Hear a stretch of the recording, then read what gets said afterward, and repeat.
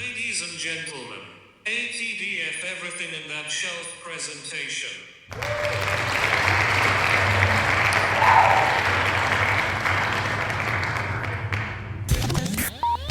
You're now rocking with TDF everything. Spoiled Rotten.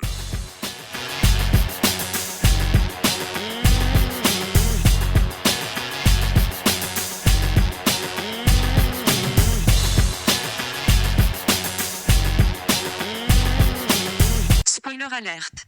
Welcome and welcome back, everybody. Hey. It's me, Daniel, Hey, this is Ben. on Spoiled Rotten. On that jail. Boom. Well, we're here. We're revisiting Season 3 of X-Men.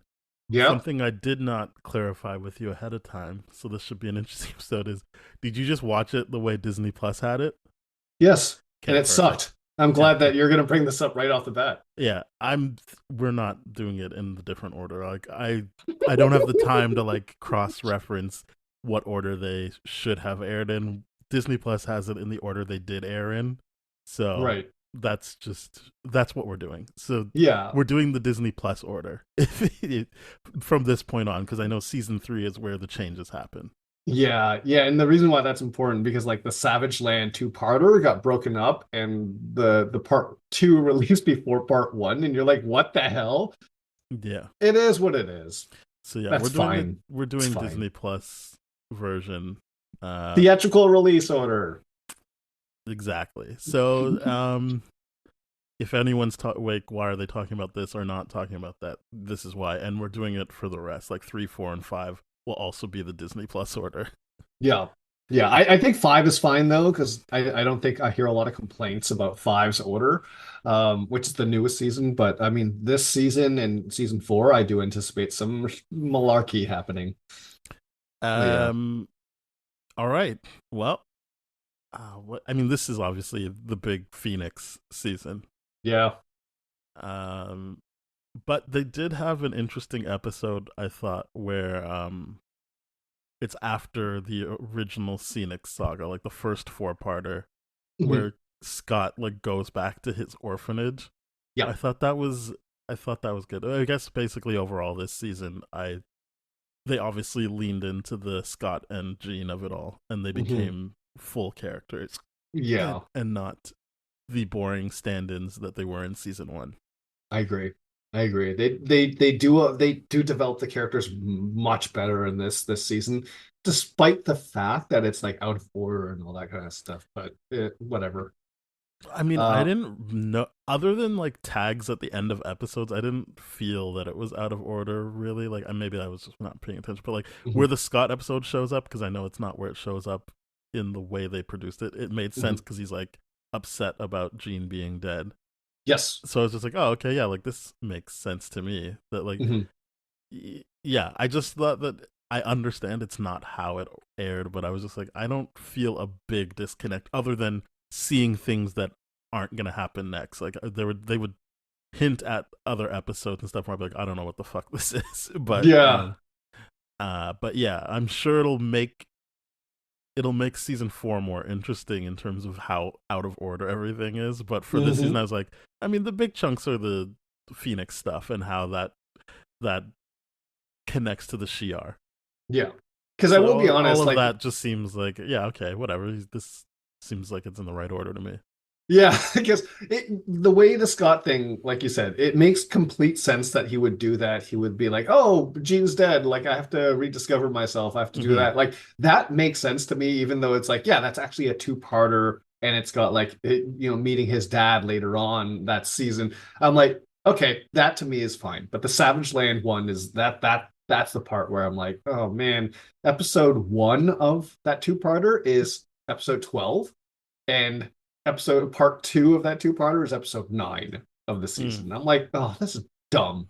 Which is why it's just like, wait, how can we know the guy and then all of a sudden we see Sauron and like, what the hell's going on here? It's right. That is what happened. I just was like, I don't. It did not matter to me. I was completely like checked out of the Savage Land stuff. But you're right. You're like, you do meet that guy later, and I was like, oh yeah, don't I know this guy? I did have that feeling, but it also was fleeting. Of like, oh, okay, whatever. Yeah, because the Savage Land stuff, in my opinion, is like not it in this season because I'm like, we got Phoenix stuff to do. What are we doing? We Yeah, got the I don't. Shi'ar to talk about. This is so much cooler than the Savage Land. I thought we were done with that in season 2, but they Or like like to you pull us said, like back. Cyclops' dad. And I'm Yeah, like, yeah, I enjoy this stuff. yeah. The Cyclops dad episode is actually really good. Yeah, I It's think they really did a good. good. It's weird because obviously when we did season 1, I was like, oh yeah, this is what made me think Cyclops is boring. But then I'm like, oh, maybe it's the movies. Maybe it's like the mix of season 1 and the movies that made me be like, who cares about Cyclops? Because they're clearly interested in Cyclops as a character in the show, Yeah, yeah. very clearly. And I do like that Juggernaut comes back in this more Charles Xavier stuff from his past and all that. But like it's just yeah, it's a bit weird. It's a bit weird this season. Yeah, I mean it's hard. I guess the best thing to do would just be focus on the Phoenix stuff because that's the only stuff that's in order and intact. Otherwise, yeah, you're right. Like we're gonna be rating it on stuff that wasn't meant to be that way. Yeah. And I don't know what I'm pretty sure you know the behind the scenes production drama of why it got done that way, but to me I'm just like it just sucks a little bit. It feels disjointed. I mean, like I don't feel like people were so aware of like the way things aired back, as in, yeah, it is appointment TV back then. It's not like you could reference it later and be like, wait a minute, like it's like you saw it if you saw it. Yeah. So there was less. That's what one thing this show did was push for more serialized stuff. And I'm not saying it's the first show to do it, but I think it was the first in this realm of TV of pushing serialized storytelling. So Yeah. if things aired out of order, it wouldn't be that weird to the audience back then. Like it Yeah. certainly wasn't me because I wasn't able to actually watch it in a row to be like, hey, wait a minute, what about this? Like it was like I just watched it when it was on. Yeah, that was my experience too, because Yeah. like YTV and all that kind of stuff, when they aired it, it always seemed out of order. And because they were doing reruns, they weren't doing like, oh, this is the brand new premiere of this episode. I don't think like that stuff was in my mind at the time. Again, this was like But the that's what release I'm dates are saying. Like, yeah, 94. It just wasn't there. And now it's just like, okay, now when we revisit it, it's just like, oh yeah, that is a problem. But as a kid, you're just like, oh, X-Men, this is great. yeah. It's I so think cool.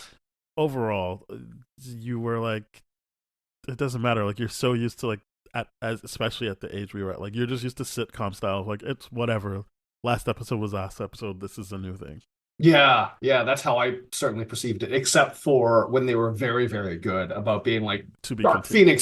Phoenix, like part 1 or part 2. Yeah, but And you wouldn't like see that. Or I guess you would see it at the you beginning would of the see episode. that. Yeah. Yeah, and then they'd also have like the really cool things, and I really appreciated this. It was like last time on X-Men, and I'm like, yeah, this is great. I love this. This is Yeah. really good. So Because sometimes I Phoenix, got detention and couldn't couldn't watch. so Phoenix story is they go off in a spaceship. And I feel like they were being tricked or something. I don't remember now. Like they went off on a mission in a spaceship, almost died, and the Phoenix Force was like, "Hey, I like that Jean Grey body," and took it for itself. And it's the protector of the Mcron or the Encron The Encron crystal, crystal. Yeah. which is what Lalandra's brother wants. Yep.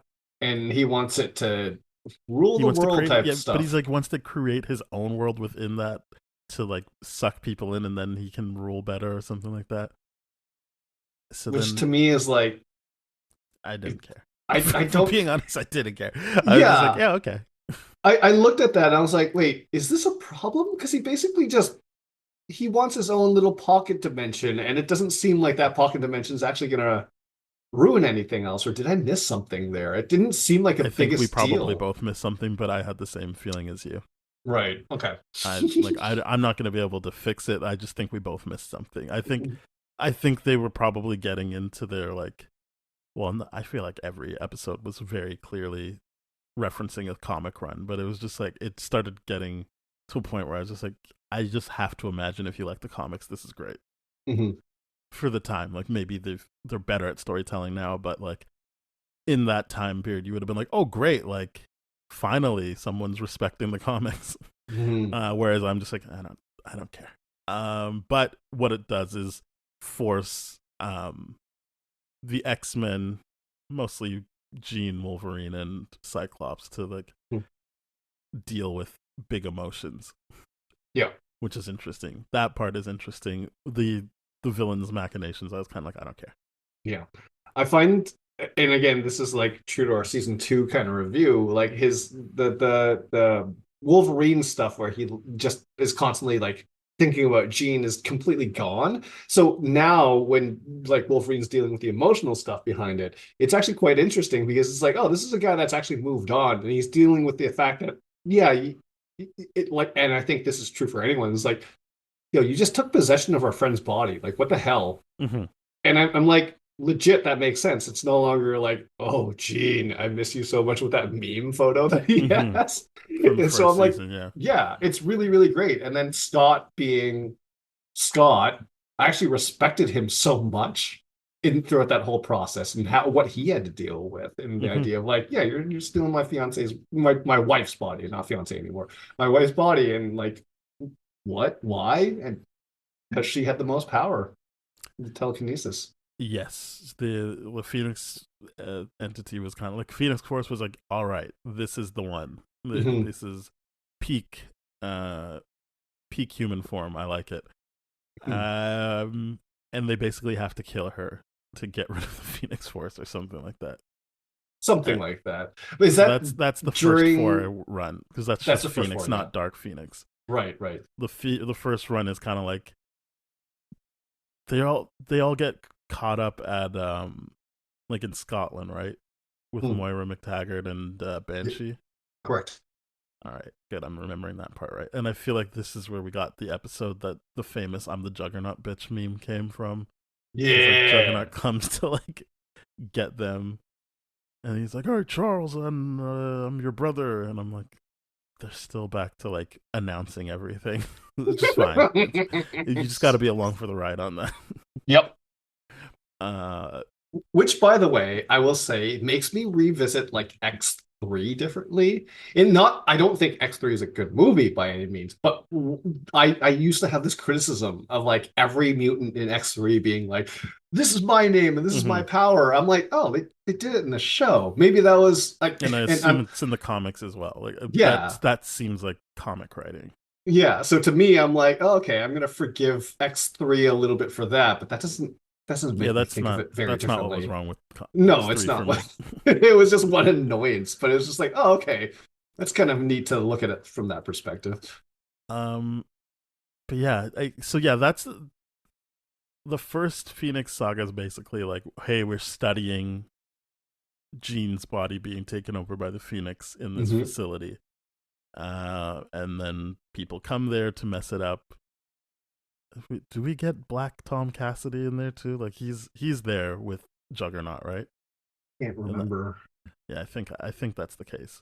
Right. And I'm like, oh right, I remember those guys from Deadpool too. Nice.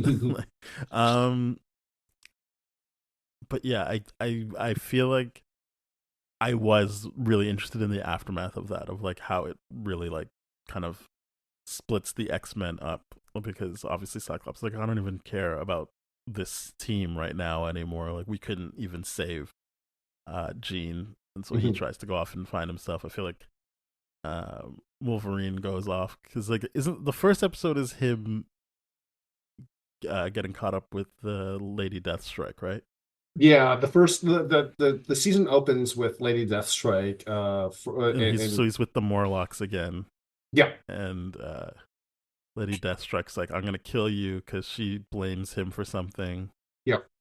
But then he's like, no, I loved you, and she's like, okay, I won't kill you then. See you later. That was nice. I was like, oh, I guess it would have been annoying to watch the X2 and she doesn't really talk in it. But this cartoon is in a much better. Like I didn't feel like much better about her in the cartoon. I was like, at least when she's not talking, she just be cool. Like it's like just cool thing, but obviously that comes with its own issues of silencing an Asian woman. But yeah, I feel like my big takeaway from X-Men is like, if it's an East Asian woman, it's probably not going to be great, because I don't think they did Yeah. Psylocke properly. Jubilee just keeps not being a factor Jubilee's an Easter egg in the franchise, in the in the X-Men movies, movies. but in the Yeah. show, it's always like, no, go home, Jubilee. Like, go do something else. Yeah. Not what we're doing. Even though it's a school of students, and they could have just been like, and now she's a student here. They're like, no, you're on the team, but stay away from us. Yeah, you're the intern. Like that's it. Yeah. Like you're the gopher. Like that's what they treat her as, which is And then there was bullshit. this Lady Deathstrike thing where I was just like, I don't know. Is this good? Like, it seems like she comes in great. You're like, all right, she's got a plan. Mhm. And then it's just like, oh, okay. I guess since we've had this discussion, I realize I was wrong. Okay, bye. Mhm. The only time they do East Asian characters any kind of service in the cartoon, in my opinion, is when they have like Silver Samurai, the male Mm, East Asian I haven't seen them yet. characters.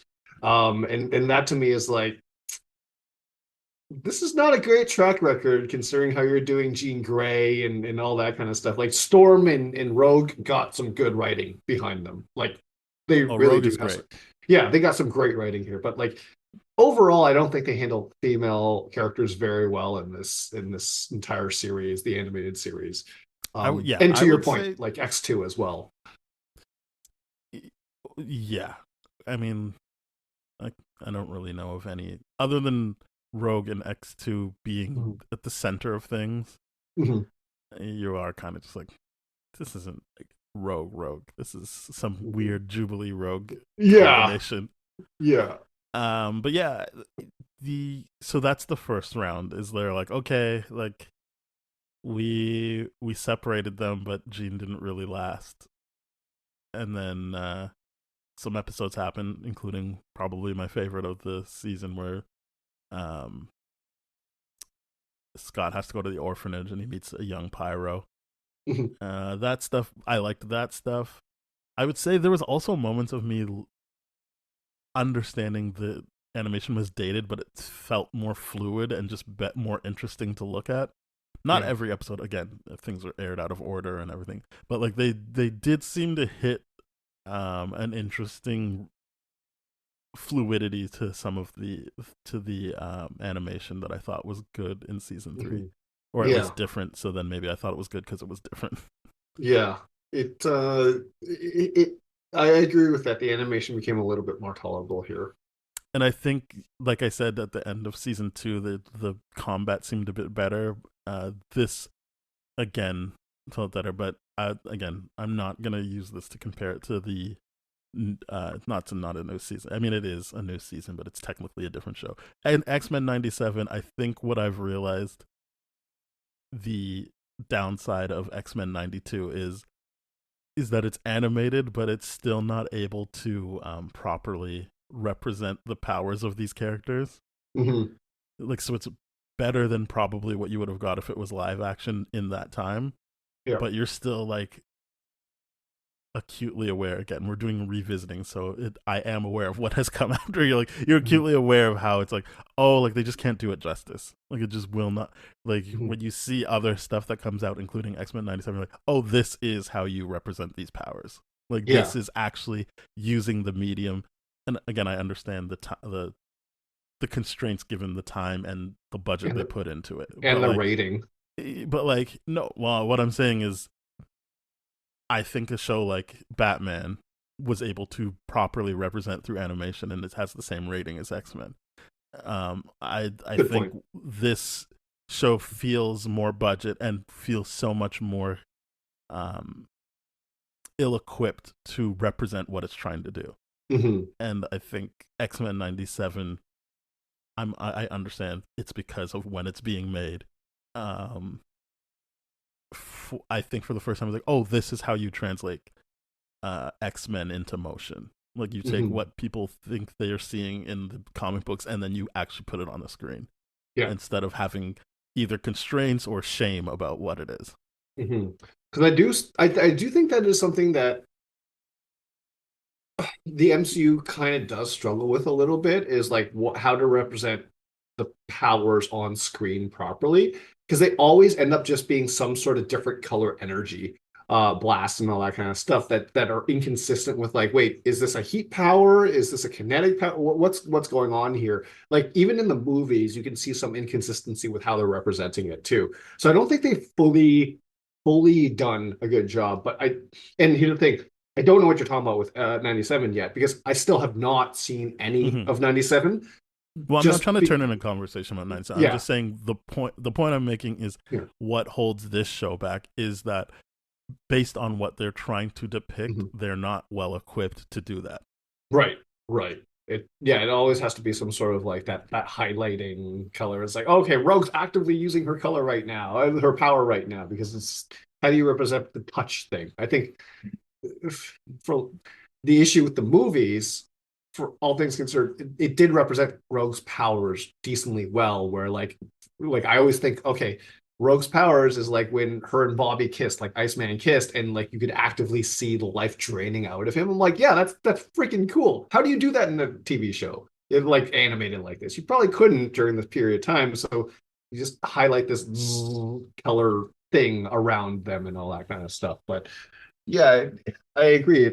That is a fault of the show. It couldn't properly represent that.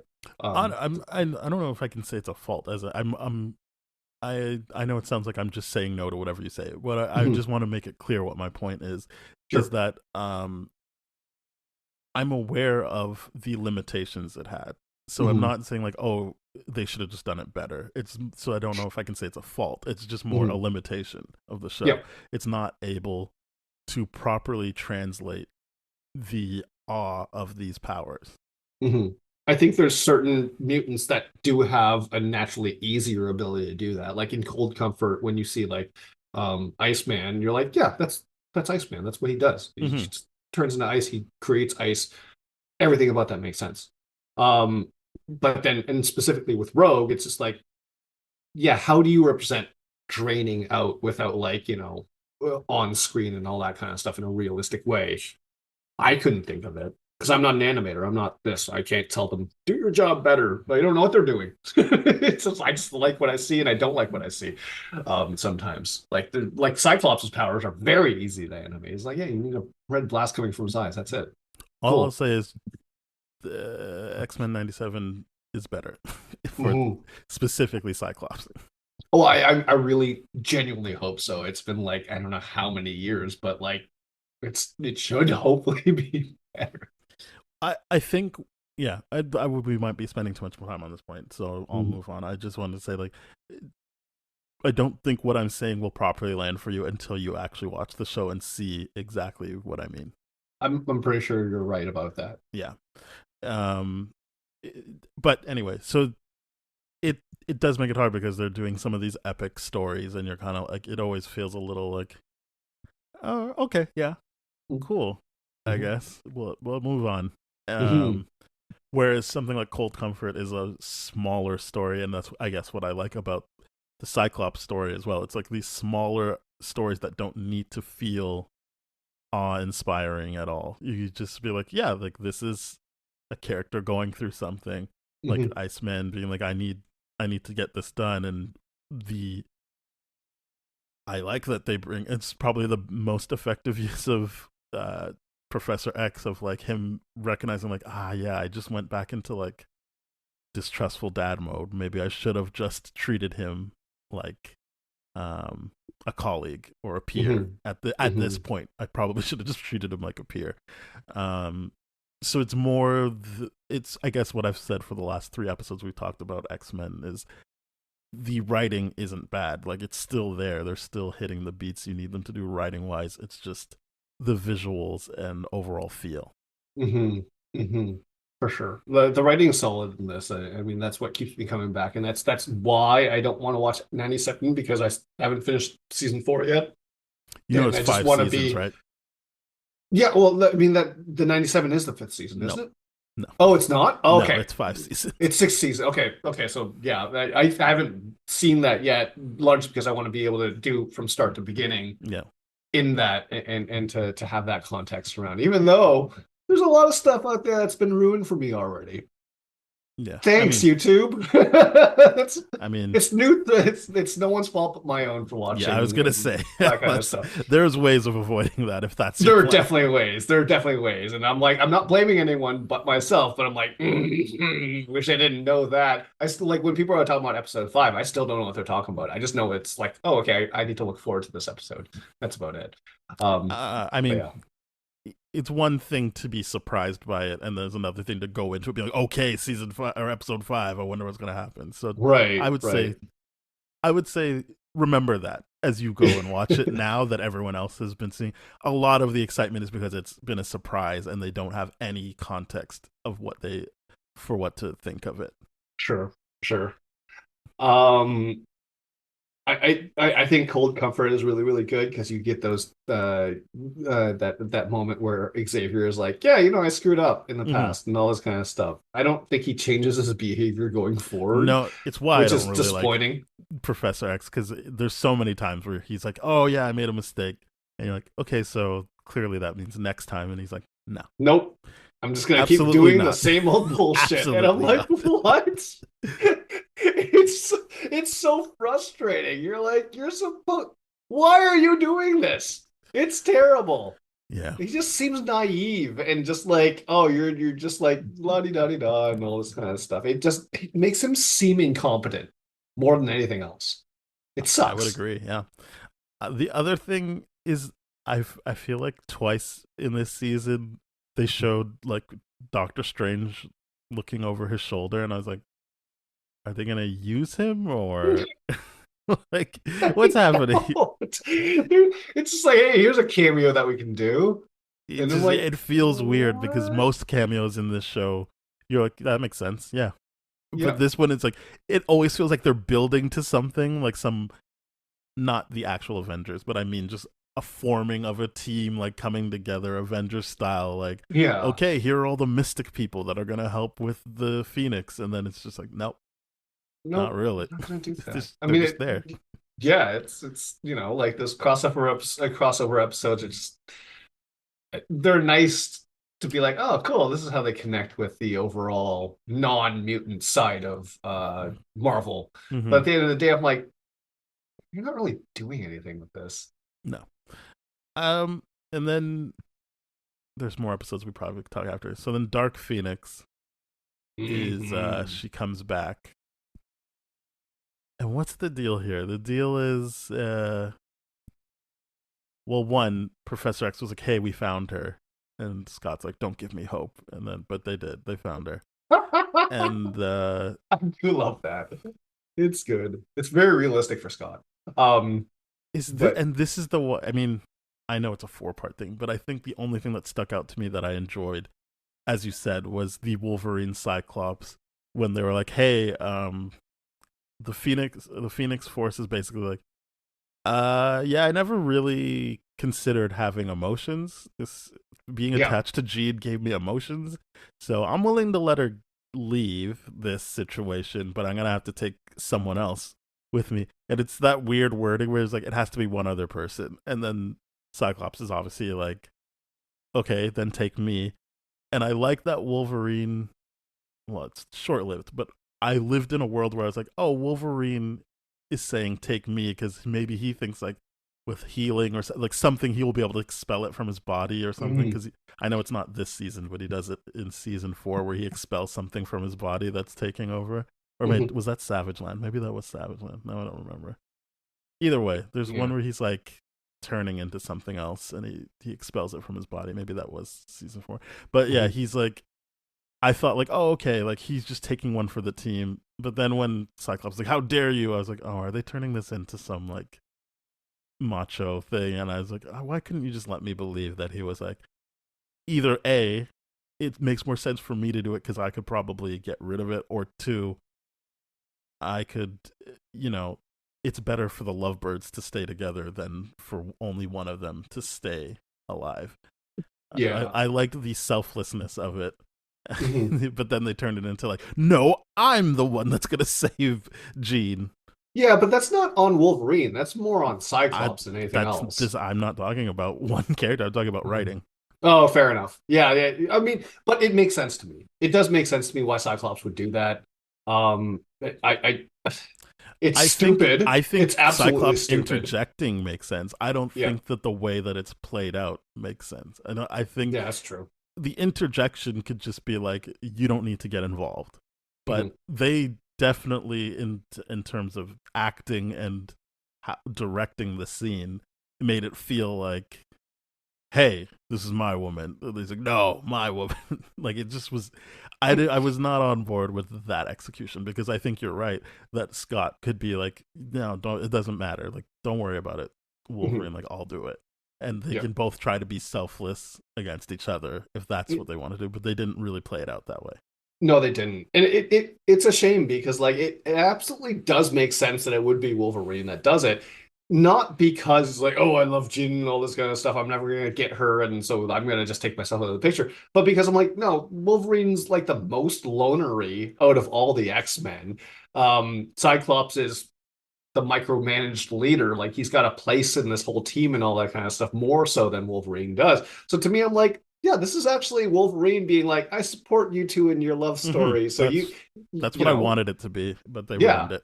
that's what I choose it to be. But you're absolutely right. It's ruined because it's they turn it into this macho competition thing now, where it's Yeah. like, I'm gonna prove my love by sacrificing myself. I'm like, you dummy. Then the Phoenix is just like, oh yeah, sorry, no, you can all just share it. And I was like, I was like, That was great. funny to I me. was It's like, like, great, oh, I can take a little bit of life force from each and every one of because you, that's and then not what like, was clearly stated. It was just like, I know it would be too clunky to be like, well, we'll have to have equal amount of force, mhm, and then they can come to the decision, oh, we can all work together as a team because that's the whole point of X-Men, and you yep. can take the life force from the collective. But it was just like, no, I need one other one. And so then one person stands up, and then the force is like, ah, never mind. Then you could pool your resources here if you want. It was weird. It was weird to me how it's like, okay, now we can take it from the rest of the team. Great, make the burden for the team to bring back. But then why is there no consequence whatsoever going forward? It's like if, for example, Rogue lost her flying powers or like, like something like that, it'd be like, oh, okay, this actually had a consequence to it. It seemed like nothing changed. It was just like, oh yeah, we didn't need to do the one for one trade. We just take a little bit from each one of you, and then nothing changes. Like Storm could have lost her thunder ability, but still had the wind and all that. But nope, literally no consequence to it I mean, whatsoever. maybe it plays out if we saw it the way it was meant to be seen. Right. But I don't know. I don't know. It just didn't. It just Ultimately, didn't I feel that think way. that they're just trying to end that arc, which I was like, fine, great, we're done. Yeah, I didn't really need because any more lingering stuff from that arc. yeah, that arc was just cool to be like, oh, cool. This is Emma Frost. This is the inner circle. This is the Easter egg portion of it. But and I do get the Dark Phoenix thing. It's like, oh, I can experience emotion. I can experience joy. I can do this. Like that makes sense to me of like why she would be selfish and all of a sudden turn into Dark Phoenix because it's like, yeah, if your whole life you were trapped in this one crystal to protect it, and that was your whole thing, and all of a sudden you're like, oh, I know what it's like to laugh now. I like this. Let's do this more. You'd overdo it right away and you'd go the dark side. I'm like, yeah, it's that This makes sense. But in the is it the Dark Phoenix where, or is it Phoenix where Cyclops is like trying to help Dazzler, and she's just like, I'm gonna kill you both for this. How dare you? Like, you're talking to another woman, I'll kill you. it's Dark Phoenix. Yeah, Dark yeah, yeah. Phoenix. That's the I was like, that oh, was this is so interesting. I'd like funny. to see more of how, like, not, I don't care for like specifically the jealousy of other women, but more just because Jean is so bland before this, I would have enjoyed more moments of her like ego getting in the way of things. Yeah, Of yeah, like, and you to you understand I'm the Phoenix now. Like, you go to the Dazzler, I don't like this. yeah, and I could be like, okay, I could see how that would trigger, I guess, Cyclops being like, oh, there's still a part of Jean that's in there, Hmm. and I'm like, but she was never jealous prior to this. Well, I don't think they did a great job of like delineating, like, because it would be like there would be certain terms she used where you're like, that's clearly Phoenix, but then she would use things where you're like, that could only be Jean. Like, there's no point of Phoenix saying something like that. Yeah. And then sometimes it'd be like, oh, she's back for now, like a little bit, like she's fighting through. So I'm like, I can't really get into Cyclops because I'm like, the show's not really doing a great job of being consistent on how we know if she's coming through or not, or if she's there or not. Because it felt Right. like, to your point, they were kind of like, she's just gone. But then characters would be like, no, she's not. And then she would do things where you're like, yeah, obviously Jean is still there. Yeah, it's weird. So it's just because- not consistent. Yeah, I like, to me, I'm like, when they dealt with the death, I'm like, okay, yeah, Jean's actually gone. It is fully Dark Phoenix and all that kind of stuff. They just got to deal with the fact that it's her body. But then they just keep doing things where it's like, no, it's Jean in control right now, not Dark Phoenix. And they're doing like this like play on two personalities in one body, which is fine. But then why make it so finite in that end? As you said, like, they really made it seem like she's gone. But Yeah. then in the episodes, it's like, seems like she's poking through. And then other characters would acknowledge she's poking through. And you're like, so she's not gone then? Why did we say that? Yeah, like in the dark, like when the inner circle comes up, they were just like, all right, you got to marry her before like she turns back into Jean. I'm Yeah. like, what are we doing here? I don't understand. That was because like Sebastian Shaw's kind of just like, oh, you like her, I like her too. I was like, what are we doing here? What's going on? I don't, or when he was so surprised when the other guy was like, hey, Phoenix, kill Sebastian Shaw. He's like, wait, no, what? I was like, you didn't see this coming? You were prodding him the whole time. Yeah. It's very clear that he would have taken any chance he could get to take you out. Yeah, and there was no like prophecy or anything. It was like, oh, if I marry a Dark Phoenix, she stays Dark Phoenix. Like that would have been dumb, which is why I'm like, Sebastian Shaw's dumb. Yeah. Like, what are you doing? This is like, I get that you want to be adjacent to power, you want to wield her as control and all that kind of stuff, but then actually make sure you can control her before doing this kind of stuff, because you can't. Yeah, they really just ran into it like, hey, like, we'll just get in her head and then we can control her. I'm like, Yeah. seems like a real bad idea here. Yeah. This very clearly could only end in this blowing up in your face, even if the X-Men don't get involved. Absolutely, because it's just like, okay, you have a Phoenix now that's like, oh, I like pleasure, I like this kind of stuff. Guess what pleasure is not? Being confined and trapped in something. Yeah. So how could they not like anticipate the idea, like, oh, she's rebelling and she's going to destroy us all? I'm like, yeah, you're talking about the most powerful thing, and you're marrying her in secrecy to and try to keep the side of Jean away. I'm like, that doesn't make sense. It's not like you're No. using Emma Frost to be like, all right, use your psychic powers and like trap her and get rid of Jean. Because they were using other people's psychic power. Like, Emma Frost was kind of just there to be like, this is the idea. Yeah, she was just Am I going to turn on narrating you? what's- I don't know. Emma Frost was just showing us like, here's the status bar of like how much of this is Jean right now and how much Mhm. of this is Phoenix and nothing else. And I'm like, this inner circle's dumb. I completely forgot about the inner circle, as evidenced by me skipping right to the end. Yeah. But I mean, like, how do you feel about the Lilandra stuff here? I mean, it feels like the Moira Xavier thing. It's like, okay, well, Xavier just dealt with the fact that he's no longer or Moira is Yeah. no longer being a romantic thing, and it was weird how he treated her too. It's like he gets there, he lands there right away. He's like, I need to be shown my room, and I'm like, you were raised better than this, Xavier. Like, come Was on, he? like, I don't know, but it seems like he should be like, hey, how's it going? No, he's an how's idiot. life been? No, he's a dumbass. He's just a dummy. He's an incompetent dummy, and he's just like, I need to rest now. I'm like, why did you need to make a big deal out of that? I don't understand. It's hard. As I said, I don't want to talk about X-Men 97, so it's hard for me to properly discuss how I feel about the Lilandra stuff here. Other enough. than to say, it served to enhance stuff that I had recently seen. Fair enough. All right, I'm looking forward to that. But once we have that too, we have like the second part finish of like the Cyclops thing where he meets that Corsair is his father, and that Corsair's not a shitty guy like he originally thought. I liked everything to do with like the Starjammer people, like that crew. They look weird, but I'm like, anytime they're around, I'm like, you know what? I like the cut of their jib. Yeah, they're good. They're space pirates. I'll spend time with these people, sure. Yeah, it was really good. And just like the idea of like Cyclops going in and being like, oh, I hate you for this, and then like actually learning the full story and being like, This is great.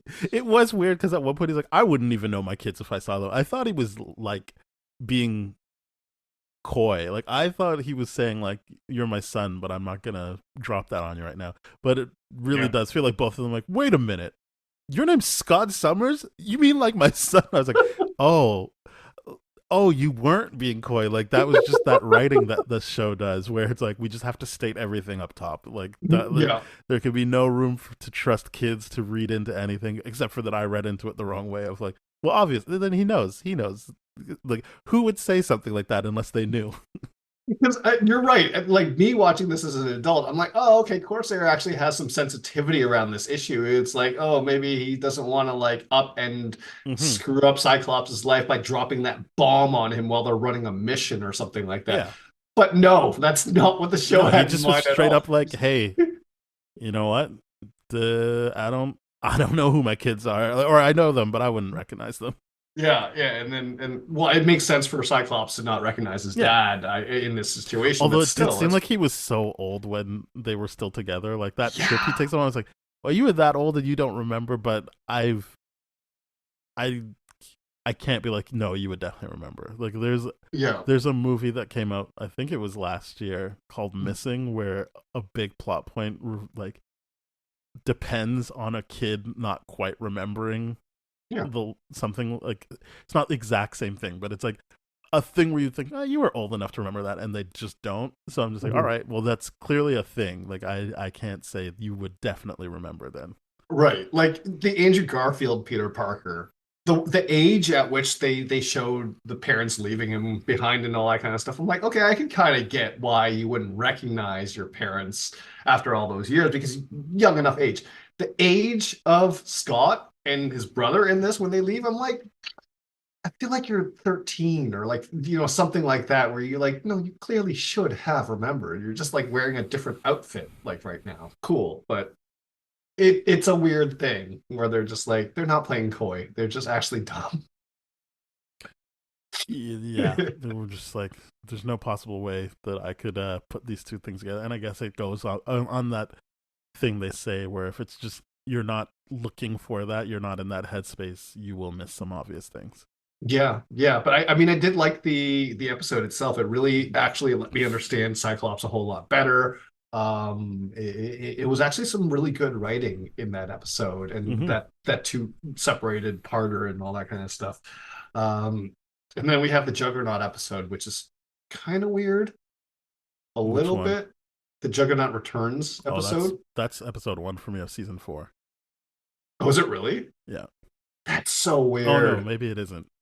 That's after Dark Phoenix, right? That's after Dark Phoenix. That's after. Well, then maybe that is. Maybe I do remember that. And then that's the one where that nerd gets his powers. Yeah, and becomes the new Juggernaut. And then the real Juggernaut is like, what's going on? He's in bed, and Charles is like, hey, sorry. And he's like, hey, fuck you, man. You're still in my head doing this shit I don't like. This isn't good. I was like, what a weird, like, wow, like, interesting writing point, like, of like, you think, oh, they're coming together as a family, and he's like, fuck you, you're still doing the thing I don't like. Get out of my head. You're still bullying me. And I'm like, yeah, Xavier was a dick like that. I do like in this episode, there's like the nerd that gets the Juggernaut powers, gets all strong and all that kind of stuff. He's like thinking, oh, like, I'm gonna get surrounded. I like that he goes to a nightclub. I like that he does all those kind of things. And it's like, no, maybe your personality is why you don't have companionship, not your physique. Yeah, 100%. I'm just like, this is such a great thing to kind of insert in there, because like the amount of like, guys I talk to, I want to build muscle. I'm like, and when you get down to the core of it, they want attention from women. I'm like, I hate to tell you this, bud, that's not what women want to care about. And when they do, maybe you want to stay away from that. That's a red flag. You know what I mean? So it's just the idea of like, okay, this is a great episode to kind of address that incel-y kind of ish behavior where it's like, oh, if I had muscles and I'd get all the women. I'm like, no, you won't. Yeah. No, you won't.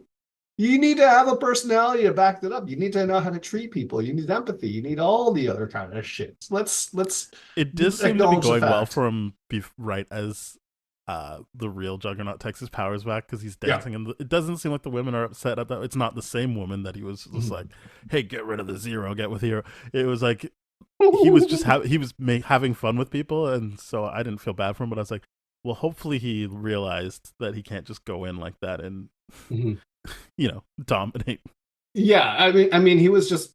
It makes sense. I mean, like he was getting attention, which is what I think he was equating to love and that kind of acceptance in society. But no, it was just attention because he was lifting people up in the middle of a dance floor. How does that not draw attention? But And I like that episode. And what's his name? Kane Marco. That's the real Juggernaut's name, right? Sure. When he first gets to the mansion, I like that they were pretty much like, look, this is a ticking clock. Like, because if he gets to Professor X, probably lights out for him. So I like the urgency they created there. And at one point, he's fighting like a version of the Hulk, and I was like, oh, that's how you do a cameo.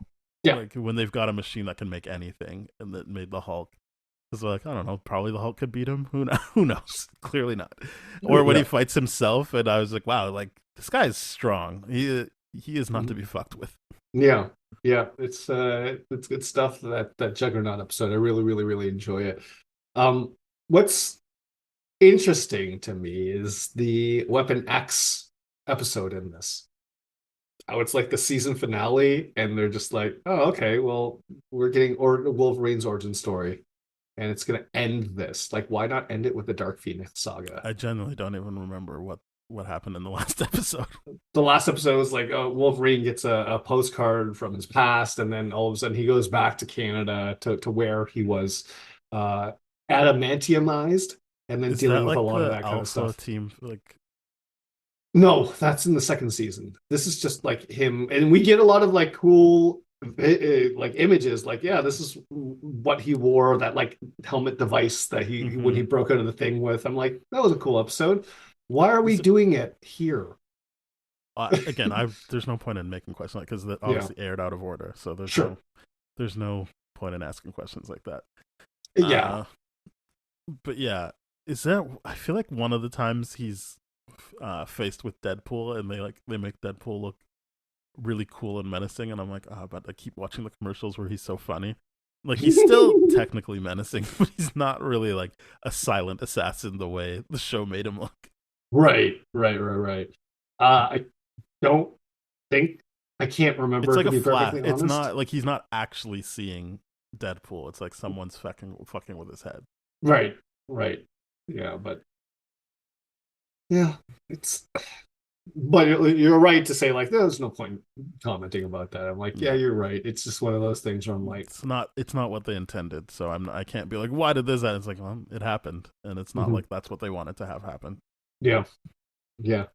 I mean, all in all, this season would be higher ranked for me if the episode order made a little bit more sense. But here we are. I still think there's some great stuff here, but overall, it's just like, this season was not as strong as season 2, in my opinion. Yeah, I think there are things that got better for me, but ultimately I'm gonna run into the same issues I always have. And like you said, we watched it out of order, which isn't really their fault. I just don't have the time to be like, oh, what episode do I watch now? I was just like, I just want it to be able to play in the order they did it, so that I can just watch this and be able to process it. Yeah. So that's my laziness, not really their. I don't think that's the case. I think if I watched it in the order that was meant to be in, like restructured it to be like, oh, I'm gonna watch what is it? Freaking, I'm trying to pull up the No Mutant is an Island thing for Cyclops, and then watched Orphans End immediately afterwards to put those two together. I think I would have a different perception of the season being better than it actually is compared to what other people watched. And that's not the experience that I really wanted. I probably will rewatch it knowing these things to don't reorganize it like that. But the first watch through, I want to be like, no, whatever they release, that's what I'm going to gauge, and that's what I'm going to Trust, it's, it'd be different. Like, I feel like that'd be us reviewing a director's edition versus like the theatrical release without explicitly saying we're doing the director's edition right now. So that's why I was like, no, I know that the season is going to be out of order. I have to do it like that because that's what everyone else did. That was my thought. Well, I just was like 10 episodes in and was like, I'm not changing now. It is what it is. And then I was like, and I'm certainly not doing it for season 4 and 5. It's just going to be, it is what it is. It is a frustrating experience because it was like me watching, I forget which season of Buffy the Vampire Slayer it was. I think it was like season 5, where all of a sudden Dawn shows up as a character as Buffy's sister. And you're like, wait, I watched 4 seasons of this show and there was never a sister. So I went back to rewatch from season 1. I'm like, no, there's no, what the hell's going on? And then halfway through the season, they're like, oh yeah, this is why this happened and all that kind of stuff. That's how I felt here. This is like, this makes me feel stupid. And I know I'm not being stupid. I'm really paying attention and I'm taking notes here. This is dumb. Like, it's on them. It's not on me. So, yeah. Fair enough. So, yeah, that was season 3. There was, I think in pockets, the animation got more interesting. Yep. I think they definitely did the work to make Jean and Scott more interesting. Mm-hmm. And then that's pretty much it. As you can tell from what I was talking about, I was like, there's just a bunch of stuff where I was like, I don't care. Sure, whatever. Yeah. I didn't watch with bated breath because I was just kind of like, yeah. Oh, good, we're done this saga. Oh, good, we're done this. So yeah, did you want to rate it? Yeah. I'm rating this thing. I'm putting a 7 on this. All right. Well, I'm gonna meet you right there at 7.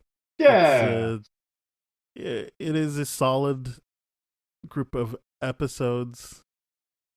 I don't know. I just don't. It's really hard for me to watch 97 and this together. That's always going to be the thing. Yeah. That's why I didn't want to do it. But it does help with 97 because, as I said, like I'll watch an episode from 97 and then just come up against a group of episodes from 92 that give further background to what I just watched in 97. Like almost always I'll be like, oh shit, yeah, I get that reference. Oh, okay, I see what's going on here. Well, so that nice. I feel like it only heightens how I feel about this. So it doesn't actually like. So I'm already giving it a 7, and this is me being like, and it was better because I'm watching this for certain reasons, or it's more exciting because I'm doing that. It doesn't feel better. Like it's not a better experience watching.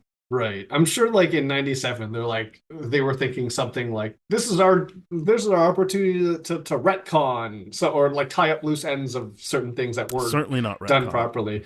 Certainly not retconning. I mean, bad choice of words, but like tie up loose ends. Like there's a bit of a retcon with Morph, just certainly based on how Morph looks in 97. Yeah. And obviously they've committed to Morph being non-binary, so they use they them in 97. Mm-hmm. But and I'm pretty sure they just use he him for Morph in 92. But I think that would be the only retcon, right? And could be explained away by like, well, Morph came out as non-binary, and so it's not really a retcon. But they haven't addressed it as such in the show yet. Right. But I guess make sense of things later on or tie up loose ends is probably. I need to get to 97 in order to have that fully formed. Yeah, there's no point in speculating. You could just watch it. Yeah, fair enough. All right. Thank you very much for listening, everybody. We're part of the That Shelf Podcast Network with other great shows like Bad Game Movies, Contra Zoom Pod, Springfield, Googleplex. So please go to thatshelf.com. You'll find those shows, our show, and more shows. If you want to listen to older episodes, you can go to tdferything.com/spoiledrotten. And we are on all the podcast platforms. So rate, review, subscribe, share with your friends, follow, do all that great stuff. And then get in touch with us through social media. We are at TDF Spoiled on Twitter, Instagram, and Threads. And you can email us at spoiledpodcast@gmail.com. Thank you very much. Bye-bye. Cheers.